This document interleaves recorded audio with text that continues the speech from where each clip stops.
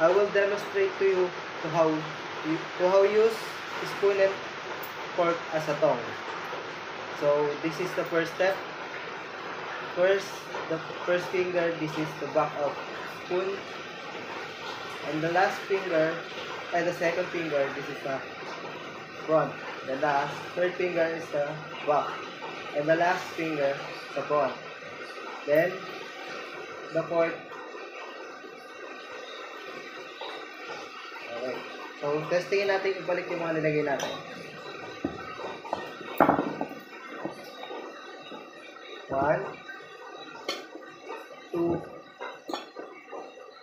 3, 4, and 5. So, gumana nga siya. Then, testingin din natin siya sa maliit. Like sa itlog ng pugo. Ay, ano ba? 1, 2, 3, 4. And the last one. So, guys, gumana siya. Thank you for watching.